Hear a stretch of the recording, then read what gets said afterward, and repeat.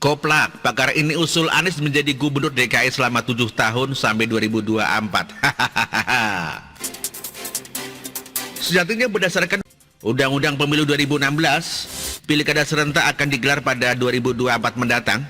Jadi semua pemilihan entah itu pilkada, pilpres, pileg, dan pemilihan anggota DPD dilaksanakan pada tahun itu. Lalu kenapa pemilihan ini diserentakkan? Tidak seperti dulu-dulu lagi waktu pemilihan dilakukan secara berbeda-beda. Yang pertama tidak lain tidak bukan untuk meningkatkan efisiensi dan efektivitas. Dengan dilakukannya pilkada serentak, maka TPS akan sekaligus mengerjakan pemungutan suara dalam waktu yang bersamaan, tidak berkali-kali kayak dahulu. Yang kedua, untuk penghematan anggaran, ada banyak yang bisa dihemat dengan pelaksanaannya pilkada serentak dengan pemilihan lain ini, seperti biaya pembuatan surat suara serta distribusinya dan holder petugas TPS dan lain-lain. Karena undang-undang pemilu ini dibuat tahun 2016, yang mana kala itu Anies masih menjadi menteri, maka tidak ada cerita kalau undang-undang ini sengaja dibuat untuk menjegal Anies, murni untuk perbaikan doang. Tapi ada juga orang yang mengatakan kalau pilkada serentak digelar 2024 guna menghadang langkah gubernur DKI yang bertarung di pilpres. Yang mana yang mengatakan itu adalah kader PKS Hidayat Nur Wahid. Tidak pelak karena pernyataan Dayat itu mengandung unsur hoak. Ia pun langsung kena semprot Ferdinand Hutahian. Lai Ferdi mengingatkan wakil ketua Majelis Suro PKS itu agar jangan pura-pura tidak tahu soal undang-undang pemilu, karena PKS merupakan salah satu partai yang turut setuju undang-undang itu disahkan. PKS adalah salah satu partai yang turut serta bersetuju dan bersepakat mengesahkan undang-undang nomor 10 tahun 2016 tentang pemilu, kata Lai Ferdinand melalui akun Twitternya. Segala cara dilawan oleh kader PKS demi untuk mengegolkan Anies menjadi presiden, termasuk main drama pura-pura tidak tahu. Padahal konon katanya partai itu adalah partai dakwah, partai yang berideologi Islam. Tapi ternyata setelah ditelusuri lebih jauh, PKS itu tidak Islam-Islam amat.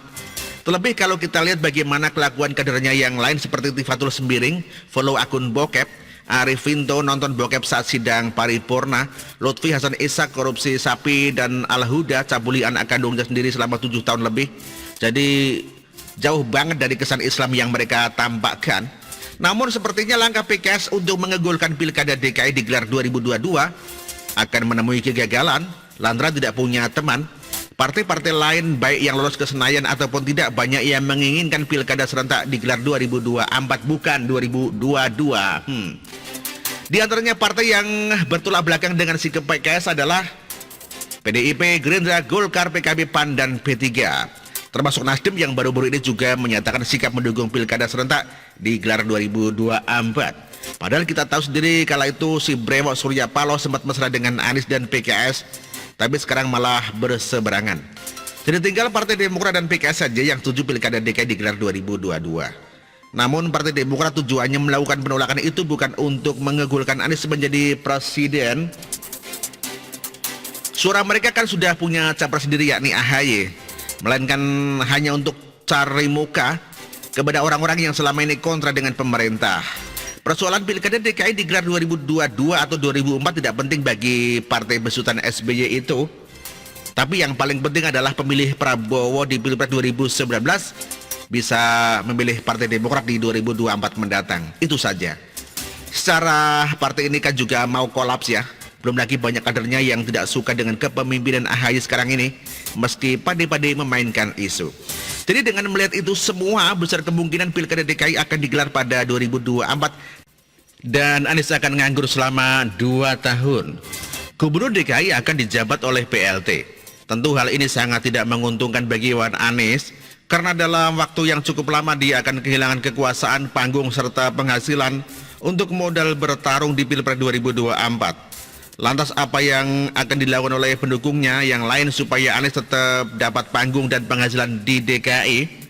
Membuat pernyataan yang agak masuk akal banget, yakni mengusulkan mantan Mendikbud itu menjabat sebagai gubernur DKI selama 7 tahun hingga 2024. Si pengusul ide koplak itu adalah Joher Mansah Johan yang konon katanya adalah pakar otonomi daerah. Saya tawarkan sudah perpanjang saja masa jabatan kepala daerah yang sekarang 2022.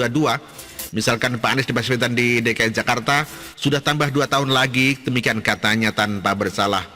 Pak Jo yang terhormat, segala sesuatu itu ada aturannya, di keluarga saja yang merupakan unit terkecil dari masyarakat itu ada aturannya, apalagi bernegara. Usulan ente tidak ada landasan hukumnya. Mentang-mentang demi Anies bisa bertarung di Pilpres, segala aturan boleh dilabrak semaunya begitu? Tidak bisa, Ferguson. Jadi ketahuan deh kalau itu sebenarnya pakar otonomi KW digoreng dadakan 3 ribuan. Kura-kura kayak LSM Tumi begitu yang kasih gelar pahlawan transportasi padahal dia tidak ngapa-ngapain. Aduh. Artikel ini ditulis oleh Ferry Padeliter. Terima kasih.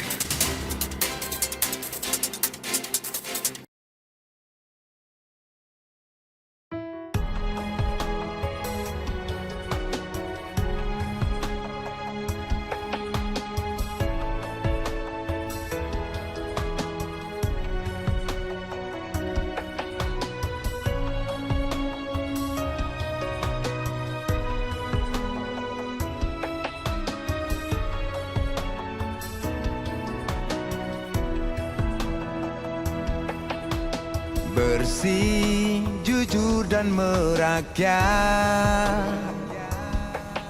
berbuat demi masa depan kami. Sosok pemimpin tegas pemberani,